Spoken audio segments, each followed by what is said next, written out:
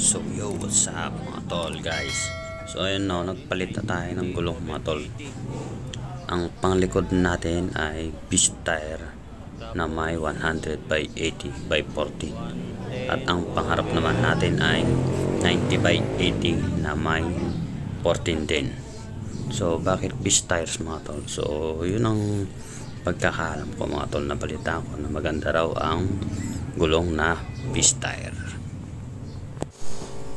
So ayun na mga tol no, dahil sabi ng mekaniko natin manipis na raw yung brake shoe natin, kaya napabili tayo ng bago, pero yung stock pa rin, Honda pa rin ang tatak mga tol, para sure, para talagang legit na matibay.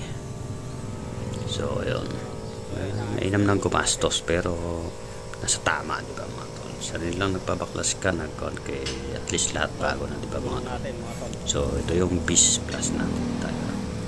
So next update ko naman kayo mga tol kung maganda ba yung performance dito, lalo na sa banking o kaya sa long distance, kung makapit pa siya mga tol.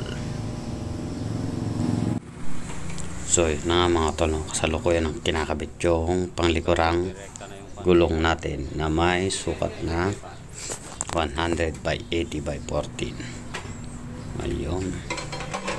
So dito kasi ako nagpakabit mga tol, kasi alam ko machine shop dito. Ayaw ko yun sa mga mano-mano, mahirap na mga tol. Mas mainam na tayo magpakabit sa may machine shop para sigurado at sure na matibay.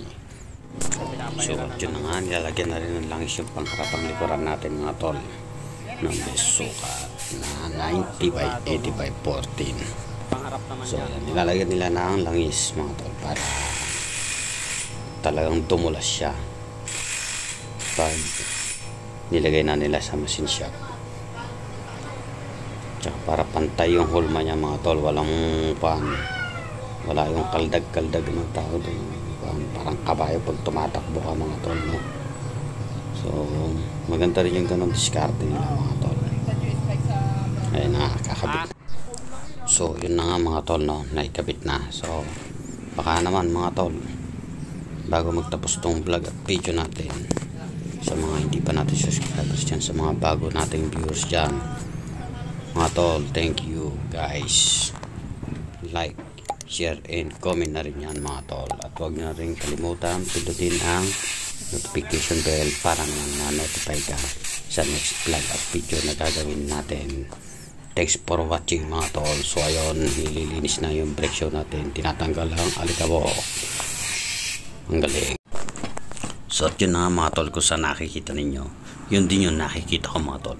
Pinupukpok nila yung mags natin mga tol. Hindi kaya mabasag yan. Ako'y natatakot din mga tol no? Pero may kakabit naman nila yan mga tol. Ayun na nga.